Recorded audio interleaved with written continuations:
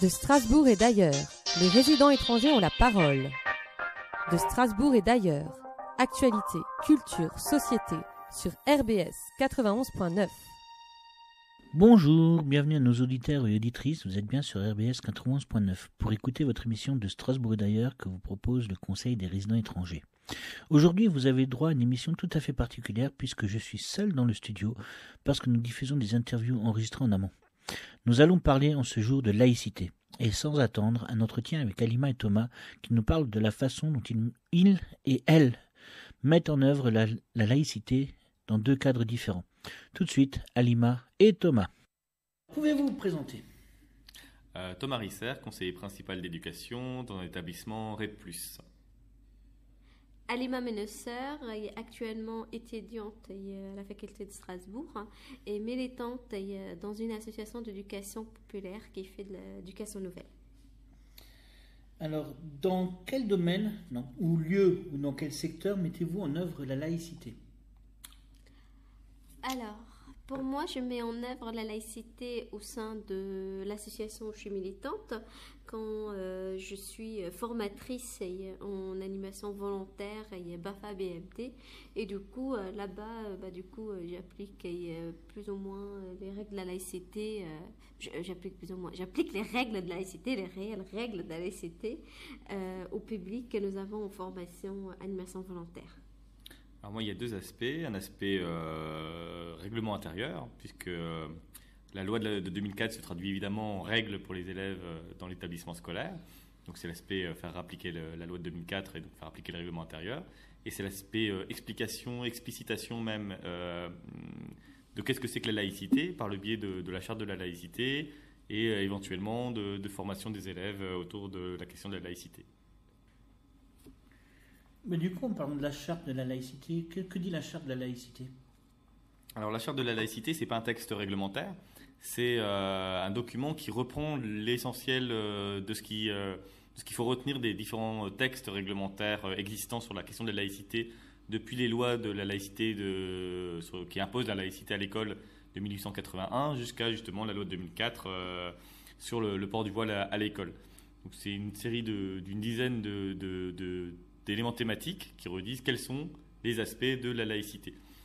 Alors, ce qu'on pourrait essentiellement faire comme reproche à ce document-là, c'est que c'est un document qui, du coup, a un vocabulaire qui reste un vocabulaire assez juridique et qui, donc, du coup, ne parle pas énormément aux élèves, ce qui nécessite, du coup, beaucoup d'explicitation derrière, puisqu'il est censé être affiché partout, il est censé être une référence, il est dans les carnets de correspondance de tous les élèves, sur décision ministérielle depuis maintenant plusieurs années, aller dans le carnet de correspondance des élèves, donc ils l'ont tout le temps sur eux. Et c'est vrai que c'est difficile à comprendre, puisqu'il existe bien une version qui a été retravaillée spécifiquement pour les enfants, la charte de la laïcité pour les enfants, mais ça a été fait par le journal des enfants, malheureusement pas par l'éducation nationale.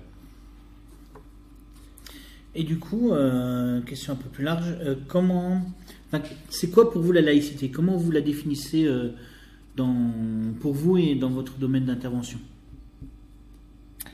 Pour nous, c'est d'abord un principe de vivre ensemble. C'est-à-dire que la laïcité, c'est censé être ce qui rassemble et non ce qui exclut. C'est l'idée de base au départ, en tout cas, c'est de permettre que chacun soit à égalité, sans qu'il y ait des pressions aussi bien politiques, puisque c'est aussi ça la laïcité, que publicitaire, puisque pour nous, si vous voulez, la laïcité, pour nous, c'est pas que la question religieuse, en principe. Dans les principes théoriques, la laïcité, c'est la pression religieuse. Enfin, c'est la protection vis-à-vis de la pression religieuse, mais aussi vis-à-vis de la pression politique ou vis-à-vis de la pression économique, mais publicitaire, on va dire. Donc, en principe, c'est éviter que les élèves soient démarchés religieusement, donc pas de prosélytisme. C'est éviter que les élèves soient démarchés politiquement, donc on n'impose pas des opinions aux élèves, on leur apprend à déterminer leurs opinions, mais on leur impose pas d'opinion. Et normalement aussi, évidemment, veiller à ce qu'ils ne soient pas ce qu'on leur impose pas non plus des habitudes, des cultures, des aspects dus aux pressions économiques, du moins dans la théorie, bien entendu. De moi dans la théorie. J'aime bien ce terme. En fait, pour moi, la laïcité, quand j'entends la laïcité, j'entends surtout le pluralisme avant tout. Ça veut dire que c'est laisser la place à tout le monde Et si je me permets un peu de voir, il y a les premiers textes, parce que en fait, par rapport à l'association militante, j'ai participé à une formation en fait sur la laïcité, et je suis censée maintenant aujourd'hui, en ayant reçu mon petit certificat qui me permet de former sur la laïcité, du coup d'être en capacité de former des personnes de niveau 1 à la formation à la laïcité. Ce que j'ai pu observer à travers cette formation-là, c'est qu'au début, les textes de la laïcité étaient vraiment pour protéger les minorités, pour protéger un peu les personnes dans une société qui était, je dirais, majoritairement très croyante, très pratiquante et tout. Et du coup, on protège les autres minorités, qui sont les laïcs, qui sont, à cette époque-là, les protestants, qui sont les personnes issues, personnes juives. Et du coup, aujourd'hui, j'ai l'impression que c'est plus dans la protection des minorités. Je la vois plutôt dans, en fait, à une certaine minorité, on demanderait de ne plus être visible. Et du coup, on est dans la laïcité ne protège plus une minorité, mais plutôt elle exclut une minorité de la visibilité, et on lui demande d'être neutre et de ressembler à tout le monde, à tous les autres, et qu'elle fasse abstraction peut-être d'une culture croyante peut-être, mais qu'elle doit faire abstraction de cette croyance. Donc du coup, d'après vous, la laïcité manque un peu son but initial de rassemblement en discriminant certaines catégories de population? Pour moi, clairement, oui, je le pense. Du coup, dans vos institutions respectives ou établissements respectifs, à vous de voir, comment est-ce que vous mettez en œuvre ce principe de laïcité? Donc du coup, en ce qui nous concerne, c'est d'abord donc en faisant respecter le fait qu'aucun signe extérieur ne trahisse la religion de l'élève, en tout cas aucun signe ostentatoire en fonction des textes. En réalité, ça arrive assez rarement qu'on soit amené à le faire appliquer, puisque en général les élèves qui pourraient être voilés, par exemple, retirent spontanément à l'entrée de l'établissement. Donc on a rarement, personnellement, je l'ai jamais eu à le faire. Dans aucun établissement où j'ai été, on a rarement à le rappeler à des élèves, donc de cet aspect-là c'est plus formel. La seule fois où j'ai eu à appliquer, c'était d'ailleurs cette année, la loi de 2004, c'était en fait par rapport à une croix, puisque en fait il y a 2 élèves qui sont venus me voir, oui monsieur, est-ce qu'on est bien dans un établissement laïque, etc. Et donc du coup ils m'ont parlé d'un élève qui avait une croix. J'ai effectivement convoqué l'élève et effectivement il avait une grande croix. Ce que j'aurais pas cru existant pour de vrai, mais effectivement il avait une grande croix, et donc je lui ai demandé de la retirer, de la mettre dans son sac. Il n'y a pas eu de souci à ce niveau-là, mais c'est la seule fois où j'ai eu à l'appliquer de cette façon-là. En général, ce que j'ai vraiment à faire, c'est plus des formations à destination des élèves, pour leur expliquer un petit peu en quoi consiste la laïcité, pour les faire un peu réfléchir par rapport à ça. Et en fait, très vite, c'est un prétexte pour parler de vivre ensemble en général, et pas juste de la question de la religion. Puisque en réalité, c'est rarement la question qui nous préoccupe le plus. Ce qui nous préoccupe le plus, c'est la question de se respecter, quelle que soit son opinion, de ne pas lancer des rumeurs sur les uns et les autres. Enfin bref, ça dépasse très largement le cadre strict de la religion, où c'est très loin des débats médiatiques qu'on peut entendre. J'ai une question. Est-ce que on parlait de voile, de foulard, est-ce qu'il y a des substituts qui sont acceptés ou qui sont tolérés au voile et au foulard pour les jeunes filles qui ne voudraient pas découvrir leurs cheveux? Alors tout dépend comment on interprète le texte de la loi de 2004. La loi de 2004 parle de signes ostentatoires, et le seul signe ostentatoire, les 3 seuls signes ostentatoires clairement explicités dans la circulaire qui ensuite a mis en œuvre ce texte de loi au sein des établissements scolaires, parlent du foulard, parlent d'une grande croix pectorale et parlent de la kippa. Donc en principe, il n'y a rien d'autre de nommé explicitement, ni d'histoire de grande jupe, ni d'histoire de vêtements amples, ni d'histoire de couvre-chef qu'on refuserait d'enlever. En général, dans les établissements scolaires, de toute façon, le port des couvre-chefs est interdit, puisqu'en général, on vise plutôt les casquettes en fait, en réalité que les kippas ou autre chose. Et donc du coup, en général, on s'appuie là-dessus pour enlever tout ce qui pourrait être par-dessus les cheveux. Mais en réalité, il n'y a rien qui s'opposerait d'autres signes discrets d'appartenance religieuse qu'on ne verrait pas. Personne n'a jamais fait la chasse aux petites croix, par exemple. Et après, ça dépend beaucoup d'une question d'interprétation. Il y a des établissements où on le voit chaque année. J'ai lu la presse comme tout le monde. Et je me rends bien compte qu'il y a des établissements où on chasse on fait la chasse à des demoiselles qui ont des jupes trop longues. Alors moi, je m'amuse pas à me balader personnellement avec un double décimètre pour vérifier la longueur des jupes dans un sens ou dans l'autre. Alors qu'il y a quelques années, on s'offusquait de ce que les jeunes filles arrivent en mini-jupe à l'école. Mais on s'en aussi offusque encore régulièrement, donc c'est parfois assez paradoxal. Il y a encore régulièrement des polémiques qui peuvent être vues là aussi dans la presse, dans tel ou tel établissement, où parfois on a contrôlé justement que la jupe n'était pas trop courte. Personnellement, je pars du principe qu'il vaut aussi appliquer un certain bon sens en la matière. Les styles vestimentaires sont malheureusement très variés. Et mon rôle, à moi, je le vois plus dans un rôle éducatif que dans un rôle de police des mœurs. Et du coup, dans votre association, alors, comment on met en œuvre parce que je suppose que l'association est une association laïque. C'est une association qui se déclare laïque. On est une des associations d'éducation populaire que nous, on revendique depuis le départ, qu'on est laïque. Et du coup, comme dit, pour nous, en tout cas, la laïcité, c'est pas forcément d'exclure les personnes qui ont un signe, mais plutôt d'accepter tout le monde, que ces personnes-là ne puissent pas mettre une pression à un autre groupe ou à un individu pour qu'ils puissent faire la même chose. Et du coup, on est de dire, nous en tout cas, cette année, on a fait un texte qui permet de valider en fait, il y a plus ou moins, c'est pas des principes, il y a de la structure entière, mais c'est plus, il y a je dirais une méthode d'accompagner nos formateurs et formatrices sur peut-être comment aborder la question de la laïcité, comment je dirais se positionner face à une personne qui a un signe de religieux. Et clairement pour nous, c'est de dire que je dirais l'ambiance raciste qu'il peut y avoir à l'extérieur, et les stagiaires, elles viennent avec. Les stagiaires à qui souvent on a répété, dans un pays laïque, tu enlèves tes signes, tu enlèves ces signes, et tu enlèves ces signes. On se dit que ces personnes-là, quand ils arrivent en formation, ils ont ce ressenti au fond d'eux, ils ont intériorisé en fait tout ça, et ils sont exclus de plusieurs espaces. Et nous, le choix qu'on a fait, c'est de dire, non, chez nous, ils sont pas exclus. On les accepte comme ils sont, on est prêt à œuvrer, à laisser de la place à leur pratique, du moment que bien sûr qu'elle ne dérange pas tout le monde, mais qu'on est prêt, qu'elle ne dérange pas tout le monde dans le sens où on n'est pas là pour qu'ils puissent essayer de ramener des gens à eux, d'inciter par la force de personnes à y croire à leur idéologie, mais plutôt qu'eux, s'ils ressentent le besoin de pratiquer une religion, nous, on est en capacité aujourd'hui de dire qu'on met de la disponibilité des moyens qui nous permet accessibles dans notre structure pour permettre à ces personnes-là de pratiquer. Parce qu'aujourd'hui, on a une position de dire que ces textes de loi, elles sont vraiment discriminantes pour une minorité et que nous, on ne veut pas faire de la discrimination.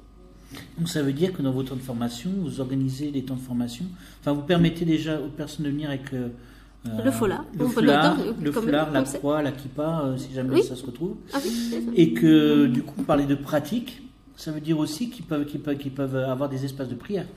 Oui, c'est les stagiaires nous demandent qu'ils souhaitent avoir un espace de prière et il est possible d'aménager un espace pour qu'ils puissent prier. Et donc du coup, la seule chose qui n'est pas tolérée, c'est qu'ils essayent de convertir quelqu'un. En tout cas, de discuter avec des gens, c'est possible, d'expliquer que comment ils pratiquent, c'est quoi la religion, mais de forcer les personnes à se convertir, ça, nous on est contre quand même. D'accord. Quel blocage vous rencontrez au quotidien ou par rapport à vos collègues ou par rapport à, quel blocage vous rencontrez par rapport à l'application de ces éléments de laïcité? Nous, dans les établissements scolaires, le principal problème, c'est que pendant trop longtemps, on a cru que parce qu'on était fonctionnaire ou parce qu'on était enseignant, on savait qu'est-ce que c'était que la laïcité et que tout était acquis. En réalité, les jeunes générations d'enseignants n'ont souvent pas eu avant, sauf depuis quelques années, mais ça fait à peine 2-3 ans que c'est vraiment remis en place. La plupart avant n'ont pas eu de formation du tout sur la question de la laïcité, ni dans leur cursus d'enseignement, à l'enseignement pour être professeur, donc à l'IEFM ou à l'ESP suivant les cas. À un moment donné, d'ailleurs, il n'y avait même plus de formation des enseignants, donc ça réglait carrément la question. ni même parfois dans leur cursus, évidemment, avant en tant qu'élève, que ce soit au lycée, à l'université, ils n'ont pas eu forcément énormément d'apports sur la question de la laïcité. Parfois ils l'ont eu, mais très noyé dans autre chose, donc ça c'est devenu très flou. Et donc évidemment, c'est pas parce qu'ils sont enseignants ou parce qu'ils sont fonctionnaires que d'emblée, d'un coup, ils incarnent la République. Et ils le font en termes juridiques, évidemment. Dans la réalité des consciences, c'est évidemment plus mouvant, plus compliqué. Du coup, expliquer qu'est-ce que c'est que la laïcité aux élèves, on s'est rendu compte qu'ils savaient parfois pas le faire, parce qu'eux-mêmes ne le savaient parfois pas. Il a fallu attendre les problèmes d'ordre public liés aux attentats d'il y a quelques années pour que d'un coup on se saisisse de la question et de remettre en place des formations, de réexpliquer aux enseignants qu'est-ce que c'était, pour leur permettre à leur tour d'expliquer ça à leurs élèves. D'où parfois des confusions, puisque beaucoup de discours politiques ambiants ont fait irruption en salle des profs et parfois ont remplacé les discours de la République ou les discours de l'État. Et on se rend compte que parfois certains enseignants ont une conception en fait médiatique, d'origine médiatique, de qu'est-ce que c'est que la laïcité, et donc erronée juridiquement ou erronée en termes de valeurs. Et parfois c'est compliqué du coup parce que ça peut entraîner des crispations vis-à-vis de certains publics scolaires, que ce soit les élèves ou les parents, voire même les autres collègues, puisque parfois du coup certaines interprétations de la laïcité vont être crispantes, vont amener des conflits parce qu'on va défendre une laïcité qui n'est pas forcément la laïcité telle que dans les textes ou la laïcité telle qu'on peut l'imaginer en termes de vivre ensemble. Parfois, ça va être une laïcité effectivement un peu repliée sur une partie seulement de la population, ou en tout cas qui va être vue comme telle. Donc la principale difficulté qu'on a aujourd'hui, c'est de refaire entre guillemets culture commune, de réussir à se mettre d'accord sur qu'est-ce qu'on entend par laïcité, de manière à pouvoir après mener des actions vis-à-vis des élèves, discuter avec les élèves et éviter que ça devienne un souci de conflit, puisque pendant trop longtemps, en fait, la laïcité, ça a été le prétexte de beaucoup de conflits. Ça l'est encore médiatiquement, et il faut éviter maintenant que ça le soit aussi dans les établissements scolaires, pour que ça puisse réellement incarner le vivre ensemble. Du coup, quel blocage vous rencontrez aussi au niveau associatif ? Blocage, alors je dirais que pour l'instant, le seul blocage, je dirais que c'est que ce soit pas partagé par l'ensemble des militants et militantes, mais peut-être plus que aujourd'hui c'est possible chez nous parce qu'elle est partagée par les personnes qui sont quand même dans les instances de pouvoir et qui peuvent décider. C'est ça qui a facilité aussi, je pense, cette prise de décision. Et du coup, la réticence, elle est peut-être qu'il faut accompagner ces personnes-là à une compréhension un peu aujourd'hui dans l'instance de gouvernance, la vision que nous avons et c'est la résistance juste de personnes, et je rejoins un peu ce qu'il disait Thomas, parce que c'est des personnes qui font le lien entre laïcité et c'est quand même misérable, mais laïcité, attentat, du coup personne, c'était qui se sont dit de confession musulmane, l'islam c'est dangereux, du coup voilà, on va pas plus encourager ces personnes-là, mais je pense que c'est chez nous, c'est plus un travail de pédagogie à faire pour accompagner ces personnes, mais qu'ils ne sont pas dans la réticence pure et dure, mais qu'ils ont besoin peut-être de prendre du temps, de discuter, d'échanger sur le positionnement aujourd'hui qui a été de dire nous on fait la laïcité autrement, ouverture à tout le monde et acceptation de toutes les personnes. J'ai encore deux petites questions. La première, c'est il y a deux grandes lois. Il y a trois grandes lois qui parlent de la laïcité, c'est-à-dire la première loi sur les écoles de 1881, je crois bien, la loi de 1905 de séparation de l'Église et de l'État, et en fin de compte la loi de 2004 qui a fait beaucoup de débats et qui a été écrite suite à un grand nombre de débats. Est-ce que d'après vous il y a des différences entre ces lois ? Première sous-question. Deuxième, est-ce que s'il y a des différences, qu'est-ce que ça peut apporter dans le quotidien des études des élèves, des professeurs? Et voilà. La loi oui, elles sont très différentes d'esprit et de termes, puisqu'elles ne visent pas les mêmes choses. La loi de 1881, son objectif, en réalité, c'est pas vis-à-vis des élèves déjà pour commencer, parce que elle cible en réalité les enseignants, puisque jusque là, très souvent, c'est des congrégations religieuses qui y compris dans le public ou sur des missions de service public, enseignaient aux élèves. Ou des gens qui avaient été formés par eux, ou enfin bref, il y avait tout un contexte qui faisait que la religion faisait partie de l'école. Dans un contexte d'affirmation d'une république valable pour toutes, dans un contexte aussi de reprise en main par l'État de la chose scolaire, qui pendant des siècles a été une chose gérée de fait par des congrégations religieuses et donc par la religion, du moins en France, mais pas qu'en France, hein, évidemment. La question était en fait de laïciser les personnels, et donc que ce soit des personnels non religieux et laïques qui assurent les missions d'enseignement. Ce qui signifie aussi, du coup, au passage, laïciser les locaux, par exemple. Donc, il ne s'agissait pas d'influer sur les consciences, mais de créer un moment où les personnels n'étaient plus soumis aux dogmes religieux, au sens soumis à l'autorité religieuse. Il s'agissait en fait d'une séparation au sein de l'école, entre l'Église d'un côté, l'État de l'autre. Après, la liberté de conscience existait toujours, la religion n'était évidemment pas bannie en réalité en tant que telle de l'école, puisque la morale qui était enseignée à l'époque était encore très fortement imprégnée évidemment du catholicisme majoritaire ambiant.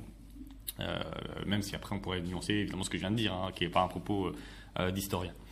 La loi de 1905, qui d'ailleurs ne s'applique pas encore aujourd'hui sur la totalité du territoire français, hein, puisqu'elle s'applique uniquement en métropole, à tous les départements sauf à l'Alsace-Moselle, donc Haut-Rhin, Bas-Rhin et Moselle qui en sont exclus.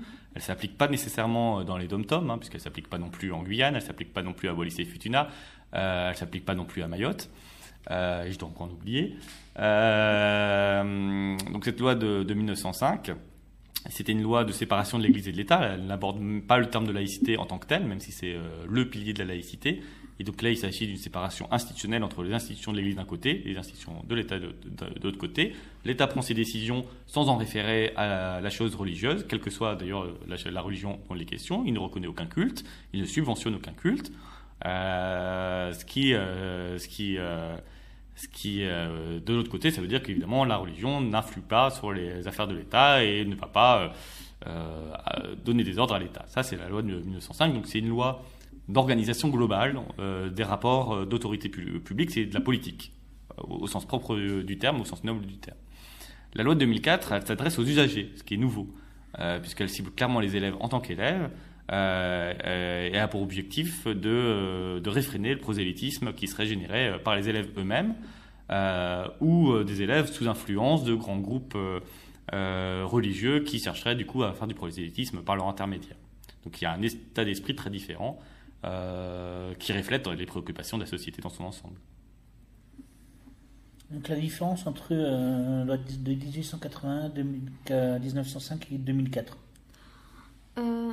Je dirais que peut-être la loi, la première, 1881, ça touchait plus, je dirais, le corps enseignant. Elle n'était pas forcément sur la majorité des personnes, dans les citoyens et citoyennes, ça touchait pas à la globalité. 1900, et du coup, je me sens peut-être moins proche actuellement de cette loi-là.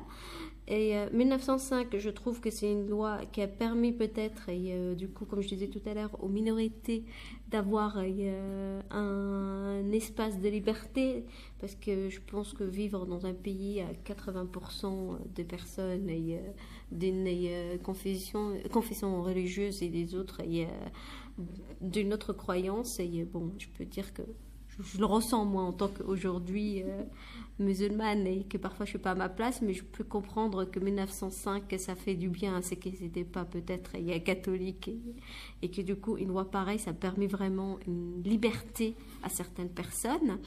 Alors après c'est que la loi, moi où je voyais la laïcité dans un plutôt une forme de liberté, donner plus de liberté.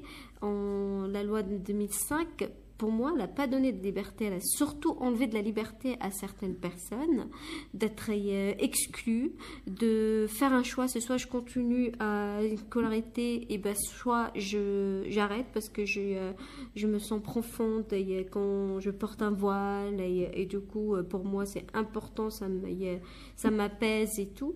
Et cette loi-là, elle a permis surtout d'exclure, et là, on est encore, il y a une loi contre les femmes, ça permet vraiment à certaines femmes, elles, qui étaient soit opprimées par leur famille, pareil, porter le voile, et ben ça les a exclues d'une scolarité et d'émanciper des femmes, soit ça a été pour des personnes, et ben eux, qu'ils avaient un choix personnel, et ben après 16 ans, l'école n'est plus obligatoire, parce que ces personnes-là de faire un choix et de dire je ne veux pas faire partie d'un système qui me discrimine. Et du coup, ces femmes-là, elles-mêmes, elles ont pris la décision de s'éloigner d'une société. Et je trouve ça hyper dommage. En gros, ça veut dire que la loi de 2004 a obligé essentiellement les femmes qui portaient le voile à choisir entre leur foi et leur éducation. Oui, oui. Je pense que vraiment cette loi, les femmes qui étaient en capacité de choisir, elles, parce que elles étaient en accord avec leur foi, et du coup, elles ont fait le choix. Mais il y a des femmes qui n'ont pas qui n'ont pas pu choisir. On a choisi pour eux. On leur a dit non, nous on préfère que tu portes le voile, et du coup, ces femmes aussi, ça existe. Je suis pas en train de dire qu'il n'y a pas des filles à qui on force pas peut-être de porter le voile, mais quand Thomas tout à l'heure tu disais oui, ça a été un peu pour enlever la propagande de certaines personnes et tout.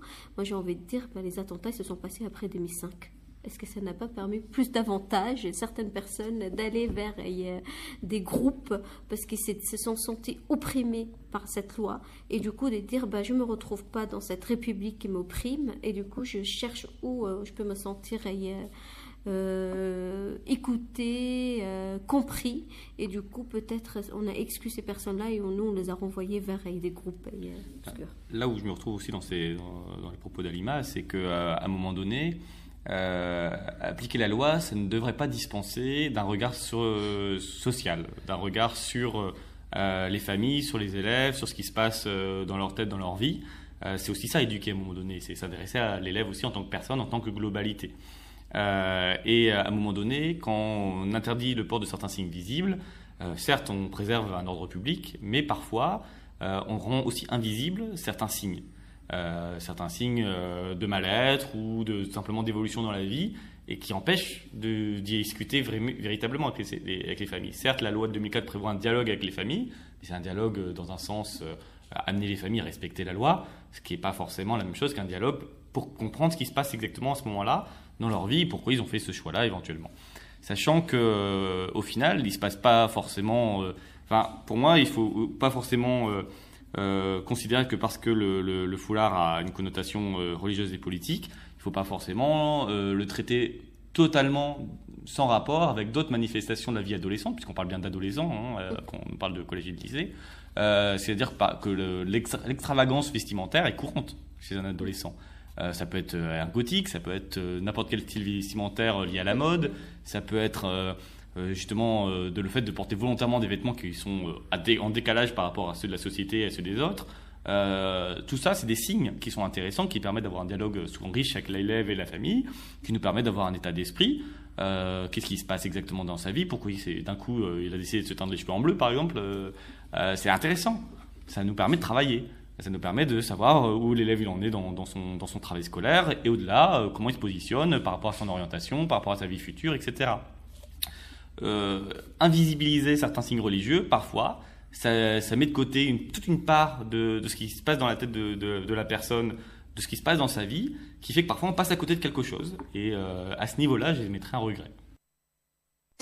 De Strasbourg et d'ailleurs, les résidents étrangers ont la parole.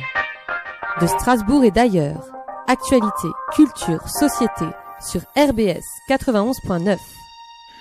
De retour sur RBS 91.9 avec l'émission hebdomadaire du Conseil des résidents étrangers.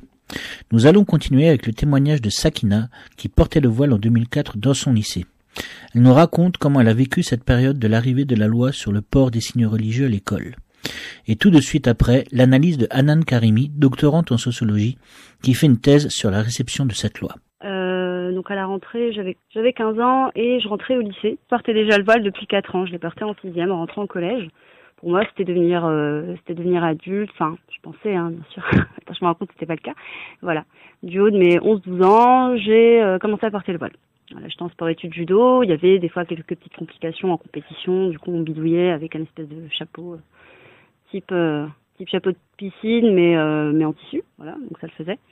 J'ai passé mon collège comme ça. 4e, ils commençaient à en parler. Je suis arrivée en 3e, la loi est passée. Construisait cette loi qu'ils en parlaient en disant oui, alors il y a des filles qui sont venues nous en parler anonymement. Alors on va descendre, on va monter au créneau. C'était à l'époque Samira Bellil dans l'enfer des tournantes. Il y avait pas mal d'amalgames autour de tout ça. Je sais pas, 2004, il y avait beaucoup d'histoires. Il y avait aussi l'histoire autour des banlieues, les émeutes.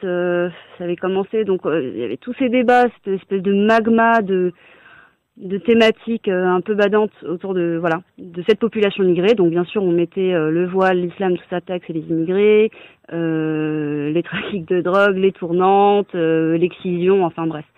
Comment ne pas débattre, voilà.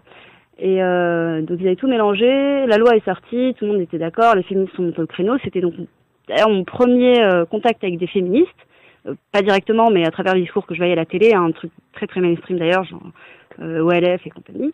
Et je suis là, c'est pas des filles très sympas, j'ai pas envie d'être féministe moi quand je vois ça. Donc on avait une autre manière de l'être, enfin, on parlait à notre place, on racontait des trucs, on disait mais c'est pas ce qu'on est, c'est pas pour ça qu'on fait ses choix en tant que fille volée.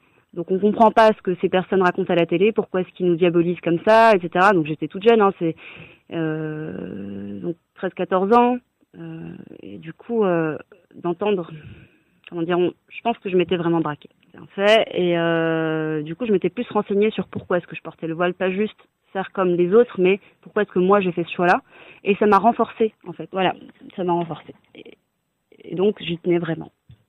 On va en été, super, des vacances, on se prépare plus ou moins comme on peut, et puis j'arrive donc mi-septembre en retard à la rentrée.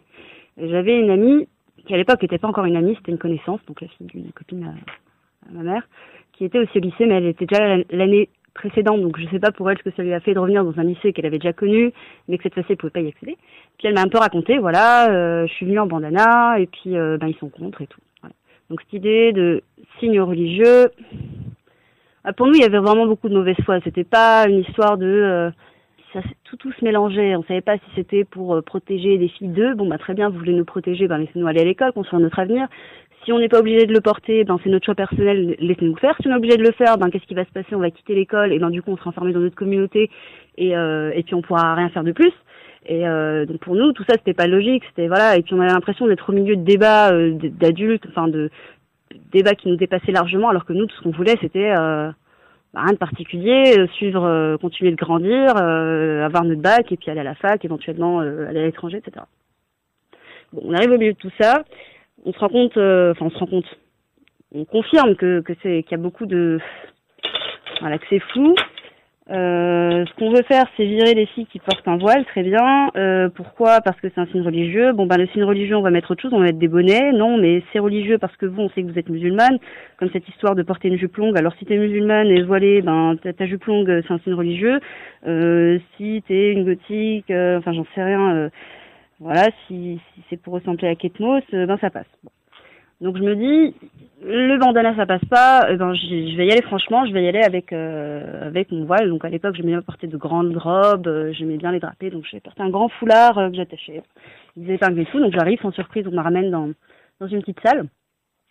J'étais prévenue parce que la copine en question, l'ex, était déjà là-bas. Le cadre c'était quoi? Les règles c'était quoi? On devait être dans la salle, on n'avait pas le droit d'en sortir sauf si on venait nous chercher.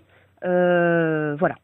En gros, c'est ça. On passait là-bas le temps qu'on était censé passer en classe. Donc, en fonction de nos emplois du temps, on devait le passer dans la salle de cours. On était censé avoir des profs qui venaient nous voir. Moi, j'en ai vu 2. Voilà. Donc, le temps passe. On a passé là-bas 1 mois à peu près. On nous a demandé de venir un quart d'heure avant la sonnerie ou un quart d'heure après l'entrée en cours pour ne pas croiser les autres élèves. On nous a interdit d'aller en récréation.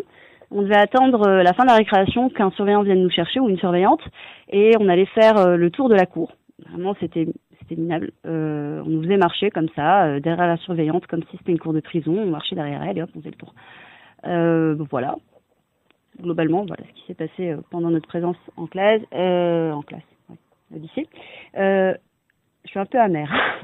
Je me souviens de deux petites anecdotes comme ça. Un jour, je suis arrivée en retard, mais vraiment pas exprès. Donc, mettons, j'en sais rien, au lieu d'arriver à 8h, je suis arrivée à 8h30 et je croise dans les couloirs un copain que je connaissais du collège et il me fait « Ah, mais t'es là, t'es au Louis Armand ?» Je me dis « Bien sûr et tout. » Il me fait « Mais pourquoi je je t'ai jamais vu. Je dis, ben voilà, tu sais, la loi sur le voile, tout ça, tout ça. Donc on échange 2-3 mots. Et puis il y a le proviseur qui sort sur la rambarde, en fait, si vous voulez. Il y a le hall d'entrée et au-dessus, il y a comme un balcon qui donne du coup sur le bureau du proviseur. Mademoiselle, vous montez tout de suite, il me convoque dans son bureau, c'est du prosélytisme, machin. Je dis, mais j'étais en train de dire bonjour à un collègue, enfin, un copain, quoi. Non, mais vous n'avez pas à leur parler, vous n'avez pas à leur adresser la parole, etc. Et puis il est parti dans un grand truc, il a convoqué mes parents en mode votre fille, et puis j'étais quand même plutôt éveillée à l'époque, et donc j'essaie de négocier, de débattre avec lui en quoi est-ce que c'est du prosélytisme, de dire bonjour, machin, puis c'est pas possible. Enfin, voilà, le débat était vraiment bloqué, les gens étaient une espèce de parole un peu raciste qui s'était libérée quand même, faut le dire, et puis et c'est ça le propre du racisme, c'est de pouvoir nous traiter autrement. C'est-à-dire, on va traiter le commun des élèves d'une certaine manière, vous, on me traite autrement, différemment, parce qu'on a raison de le faire, parce que vous êtes différentes, etc. Et puis, t'as toute cette histoire, si vous allez gâcher votre scolarité, pourquoi vous l'enlevez pas? Parce que j'ai envie. Parce que je considère que c'est comme ça que je vois la vie, je vois la vie en étant voilée, parce que mon corps, je le traite de telle manière, voilà ce que j'ai envie d'exposer, voilà ce que je n'ai pas envie d'exposer, il y a, ok, on vit ensemble, donc voilà, voyez mon visage, voyez... Puis, il faut quand même se rendre compte que il y a plein de manières de le vivre, et moi, à l'époque, je le voyais vraiment, ça peut être difficile à entendre de la part de pas mal de personnes, surtout après les débats auxquels on assiste. Mais moi, le voile, à l'époque, ça m'avait permis de m'émanciper. Ça m'avait permis de m'émanciper de mes parents, de prendre mes décisions par moi-même. Mon père voulait que je m'habille d'une certaine manière. Je dis, non, moi, je m'habillerais comme ça. Et puis, il y avait cette autorité de la religion de lui dire, au-delà de ce que tu peux penser en tant que père, il y a des lois qui te dépassent, qui sont des lois divines. Donc, faut se remettre dans le contexte, on est entre croyants.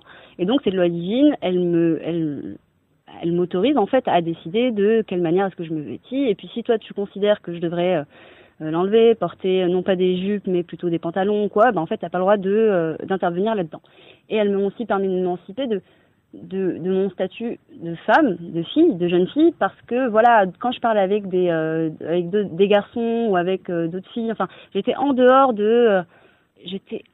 j'étais pas un corps, j'étais pas une fille avec laquelle on pouvait envisager de sortir ou pas, j'étais pas une fille grosse, maigre, etc. J'étais autre chose, voilà. Donc quand je pouvais exister par ce que je disais, par ce que je portais en moi, pas sur mon corps, et donc j'avais pas à recevoir de commentaires. Et puis je portais un voile quand même assez sobre. Du coup, il y avait même pas ces histoires de style vestimentaire ou de marque, voilà. Donc pour moi, ça me permettait de me concentrer sur autre chose, et ça m'a aidé à cette période de ma vie. Voilà, à ce moment-là, dans ma vie de jeune fille en devenir de femme, ça m'a aidé. Et voilà, donc tout ça.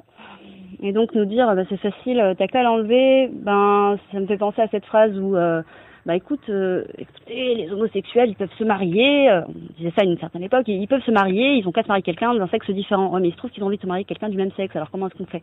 Ils ont qu'à, non, ils ont pas qu'à. Vous n'avez qu'à les accepter tels qu'ils sont, vous n'avez qu'à laisser les gens faire ce qu'ils veulent de leur vie, du moment qu'ils n'interviennent pas dans votre intimité, etc. Bon. Donc il y a tout ça. Il y avait une autre anecdote qui m'avait voilà, à l'époque. Donc on est en automne, le sport se passe à l'extérieur, et donc à l'extérieur on peut porter des bonnets, etc. Donc je débarque en début de journée avec mon bonnet, et puis je me dis je vais aller au cours de sport. Sauf que dernière minute j'ai eu honte, et donc je me suis cachée derrière des arbres comme ça. Je me suis cachée dans les arbres, et puis j'ai appelé une copine, enfin une fille que je connaissais de vue. Je dis écoute, moi je suis la fille qui est dans la salle là-bas, est-ce que tu pourrais demander au prof si je peux venir? Et j'ai fait l'erreur de demander, en fait, j'aurais dû y aller directement. Mais voilà, et puis le prof qui dit non, t'es en bonnet, non, je pense qu'il savait pas trop quoi faire non plus, il devait être démuni un petit peu. Faut quand même dire qu'il y avait des profs sympas, il y en avait qui étaient un peu tièdes et faibles et qui voulaient pas prendre position, etc. On leur en voudra pas. Et puis il y en avait qui étaient très remontés en mode on va libérer les cités, on va libérer. Donc voilà, donc ce prof m'avait interdit d'aller au cours de sport parce que mon bonnet pouvait éventuellement être islamiste, voilà. Il y a aussi cet épisode où je devais faire un devoir en histoire, et donc je suis partie au CDI, mais j'ai pris la liberté parce qu'au bout de 2-3 semaines, je finis par sortir de la salle sans demander, et puis j'étais au CDI. Je dis je voudrais un... Puis là, du commentariste qui fait non, vous n'avez pas le droit. Si, je suis étudiante ici. Donc j'ai un peu forcé le truc, et je suis revenue avec mon dictionnaire toute contente, voilà. Micro-victoire. Une fois, il y a aussi des élèves qui sont rentrés dans la salle, ils me disent mais qu'est-ce que vous faites là? En fait, vous n'êtes pas au courant, mais il y a des filles qui sont dans cette pièce, qui attendent que ça se passe, etc. Et en fait, ce qu'on s'est dit avec ma collègue à l'époque, c'était pourquoi est-ce qu'ils font traîner le conseil de classe? Ils nous demandaient sans cesse de voilà, alors soit vous allez en classe, soit vous allez vous inscrire au CNED et vous quittez l'école. Et en fait, je soupçonne, j'en suis même sûre en fait, ce qui s'est joué. Bon, nous on a été deux, on a pu se soutenir, mais ce qui s'est joué, c'était combien d'élèves vont être exclus. On aimerait bien qu'il n'y en ait aucune. Donc et c'est arrivé pour beaucoup de filles. Il y a beaucoup de filles qui sont présentes à l'école qui finalement se sont désinscrites, enfin sont allées vers le CNED et il n'y a pas eu de renvoi. Ce qui fait que dans les statistiques, finalement c'est une loi qui a touché pas grand monde, 300, 400, 500 filles. Alors que bon, je vais sauter rapidement, passer après le conseil de discipline qui était à vomir. On a essayé, il y a eu des volontés comme ça de soutenir entre filles renvoyées. Et des profs qui donnaient un peu de leur temps. Et on était, dans ma ville, on a été officiellement 5 à être renvoyés. Donc 2 dans le lycée dans lequel j'étais, 2 filles au collège, et une autre qui était un peu à part, qu'on a connue par la suite. Donc 5 renvois. Dans ces cours de soutien, sachant que tout le monde n'est pas forcément venu, on était au bas mot entre 50 et 60 personnes. Voilà. Le devenir de ces filles-là, après, moi j'ai passé 2 ans au CNED, c'était 2 ans d'échec scolaire, en gros, je dormais toute la journée, enfin, je lisais des romans, des bouquins, je me suis fait Stendhal, je me suis fait machin, voilà, ça c'est le temps. Mon père m'a permis de voyager, donc j'ai pu voir un peu du pays, je peux aller en Angleterre, ça m'a fait du bien, ça m'a un peu ouverte, un peu, voilà, et mais pour les autres, ça a été le CNED, pas mal ont laissé tomber, les filles les plus... communautaire. Enfin, il y a beaucoup de filles qui ont laissé tomber l'école, qui ont fini par se marier, sachant que le marché du travail, le travail est fermé. Surtout à cette période, c'était très dur. Enfin, à part faire des ménages, on laissait pas faire grand-chose aux filles volées. Donc j'ai perdu 2 ans. Après, je suis partie à l'étranger pour finir mon lycée. J'ai eu 2 bacs. Voilà, j'ai passé un bac français, un bac algérien, c'était cool. Puis après, j'étais aux Beaux-Arts et je suis revenue à Strasbourg et voilà. Et puis après, la vie a continué, mais j'ai perdu beaucoup de temps. Si on peut voir ça si on essaie de positiver, ça a aiguisé mon envie de militer. Du coup, je me suis penchée sur sur quelques autres questions et j'ai essayé mais le sujet du voile, de l'école, la laïcité, ça reste un sujet sensible que j'arrive pas à traiter la tête froide. Eu un entretien téléphonique avec Hanan Karimi, qui est sociologue de la laïcité, qui travaille particulièrement sur les effets de la loi de 2004 sur les femmes musulmanes en France, et qui est aussi formatrice de formateurs et de formatrices dans le cadre de la formation des agents de la fonction territoriale et des agentes de la fonction territoriale. On lui a posé quelques questions au téléphone, du coup, et on vous en a choisi quelques extraits qu'on trouvait intéressant de partager dans le cadre de notre réflexion sur nos pratiques et sur ces questions-là. Du coup, on vous laisse écouter l'entretien. Ça va protéger les femmes, le droit des femmes, etc. Et donc, c'est nécessaire pour ça, la loi de 2004. C'est absolument faux comme argument, parce que sous prétexte de protéger les femmes, on exclut des femmes. Et moi, c'est le paradoxe que j'aimerais souligner. Comment on peut être cohérent en disant « nous allons protéger les femmes » en demandant à certaines femmes ou en excluant certaines femmes parce que le chemin qu'elles adoptent, la tenue qu'elles adoptent nous est insupportable. Quelle vision des femmes on défend? Et deuxième chose, est-ce que ces femmes sont considérées comme des femmes? Je me souviens d'une discussion publique qui avait eu au Sénat dans laquelle je participais, et j'ai voulu faire entendre cet argument parce que moi, ce que je rencontre sur mon terrain, c'est effectivement des femmes musulmanes qui portent le foulard depuis quelques années déjà et qui expérimentent la discrimination et qui doivent s'organiser face à ces discriminations, par exemple dans le marché de l'emploi. Et pour certaines même qui renoncent à travailler et donc qui se retrouvent à la maison, à s'occuper des enfants, parce qu'elles ont été empêchées de travailler. Donc de quelle émancipation est-ce le nom? De quelle liberté des femmes parle-t-on? Parce que exclure des femmes, les renvoyer à la sphère domestique, et prétexter qu'on protège ou qu'on défend la liberté des femmes, pour moi c'est pas cohérent avec ce que je vois concrètement sur mon terrain. Et je me souviens d'un entretien que j'ai fait il y a 1 an dans un groupe de femmes qui s'organisent qui s'auto-organisent dans le milieu professionnel pour devenir auto-entrepreneur. Donc parce qu'il y a trop de discrimination dans le marché de l'emploi, et qui me disait, et ça a été une parole très forte que j'ai retenue, je me suis sentie trahie. Elle s'est sentie trahie parce qu'elle avait adopté, elle avait cru, elle s'était sentie française, née en France, ayant grandi dans l'école publique, elle avait adopté ce discours de la Déclaration des droits de l'homme, comme quoi tout le monde était égaux, comme quoi personne ne pouvait être importuné du fait de sa croyance, de sa couleur de peau, de son sexe, etc. Et là, d'un coup, face à la réalité, sa phrase c'était « je me suis sentie trahie ». Et je pense que c'est quelque chose qu'il faut entendre. Sur cet argument de protection des mineurs qui, du coup, feraient le choix de porter le voile, quel est ton point de vue sur cette question-là ? Est-ce qu'il est entendable ? Est-ce que c'est un argument ? Alors, si on me demande personnellement, en tant que femme, en tant que mère, ce que j'en pense, je suis contre le fait que des enfants mineurs se voilent, parce que si l'argument c'est la liberté de croyance et la liberté de pratique, après on peut l'étendre à d'autres religions et voir comment ça s'applique, mais voilà, en tant que femme et mère, je suis contre le fait que des mineurs portent le foulard, mais ça n'empêche que c'est pas parce que ma sensibilité de femme et de mère me pousse à donner ce positionnement que je vais défendre le fait qu'il faille interdire des jeunes filles qui portent le foulard d'accéder à des loisirs ou à l'éducation, qui pour moi est plus fondamentale que tout autre argument, parce que ce que j'observe sur le terrain, c'est que cet argument-là, il est brandi pour défendre la bonne conscience d'avoir interdit le foulard à l'école, sauf que en fait, moi j'aimerais qu'on s'intéresse vraiment au devenir de ces jeunes filles, de ces enfants qui portent le foulard, parce que les interdire d'être à l'école en portant le foulard, ça a eu un impact direct qui est la création d'écoles musulmanes dans lesquelles, dans certaines écoles musulmanes privées, du coup où l'État n'a plus du tout de regard sur ce qui se passe, eh bien les jeunes filles, les enfants à partir de 7-9 ans portent le foulard. Donc moi, dans un souci de cohérence, ma question c'est, et quand ces jeunes filles sont dans ces environnements-là, comment vous les protégez ? Voilà. Parce qu'on ne peut pas interdire les écoles privées musulmanes, au même titre qu'on ne peut pas interdire les écoles catholiques ou les écoles juives. Alors, est-ce que c'est simplement le fait de les mettre à distance et de ne plus être confrontés à cette altérité et ces cas d'enfants qui portent le foulard qui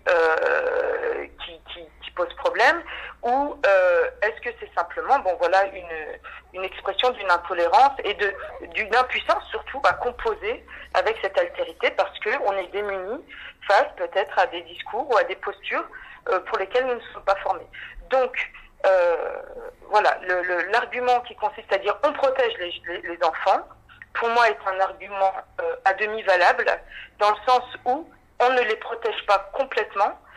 Est-ce qu'il ne faudrait pas plutôt penser à un établissement inclusif dans lequel ces enfants, donc avec la mixité dans des écoles publiques où elles ont un enseignement et des chances égales de sortir peut-être de l'entre-soi communautaire, ou est-ce qu'on les met à distance en disant bon, si les parents décident que les enfants portent le foulard et que les enfants elles-mêmes, par envie de mimétisme, portent le foulard comme leur maman, est-ce qu'on les met à distance, et à partir du moment où c'est dans des écoles privées musulmanes, ça me pose plus de soucis parce que je ne les vois plus, ou est-ce que, et là c'est plutôt ma posture, l'avenir de ces enfants m'importe autant que si elles étaient dans des écoles publiques. Au niveau des CMA, en tout cas en Alsace, on a des jeunes femmes qui portent le voile qui viennent s'inscrire en disant quand j'ai posé la question de est-ce que ça pose un problème que je porte le voile, c'est l'endroit où j'ai senti que ça posait pas de problème et que je me sentirais le plus à l'aise. Du coup, on a des stagiaires qui s'inscrivent et qui portent le voile et qui pourtant on sent quand même qu'il y a de la tension, du stress, la peur de ne pas être accueilli, la peur d'être mis à l'écart. Comment est-ce qu'au niveau des CMA, on peut nous faciliter encore le fait que de ne pas avoir ce sentiment d'exclusion ou de ne pas commettre des impairs, ou même en essayant de faire du mieux possible, comment est-ce qu'à un moment on peut améliorer nos pratiques pour s'assurer que les personnes se sentent à l'aise? Tu disais tout à l'heure, c'est des groupes de femmes qui vivent la discrimination, qui se sentent trahies, du coup des personnes qui vont arriver en formation avec tout un vécu difficile. Comment est-ce qu'on se retrouve à pas reproduire, parfois par mégarde, en tout cas, comment est-ce qu'on peut faire du mieux possible pour que tout le monde se sente bien et qu'il y ait pas, on repose pas la discrimination? Disons que alors la visibilité de cette pratique juste finalement de ce qui se passe dans les CMA, pardon, elle doit être peut-être plus visibilisée, c'est-à-dire que tu vas pas pouvoir effacer le fait que les femmes arrivent avec une expérience de discrimination qui font qu'elles appréhendent encore cette démarche qui pour elles, souvent ce que j'entends c'est j'essaye mais si ça passe pas tant pis, mais qui est déjà très pessimiste, c'est-à-dire que dans leur tête le fait d'être rejeté est plus important que le fait d'être accepté. Donc, ce qui explique que les jeunes femmes qui viennent au CMA se disent ah ouais mais je sais pas si je vais être acceptée, je sens quand même. Et j'allais dire c'est merveilleux qu'elles essayent encore. Voilà, ça veut dire que les expériences qu'elles ont vécues, peut-être parce qu'elles sont jeunes, ne les ont pas complètement découragées à aller encore dans des espaces ouverts et mixtes comme les CMA d'éducation populaire et c'est un beau signal parce que du coup dans cet espace-là elles sont acceptées. Alors après peut-être développer des chartes peut-être du vivre ensemble parce que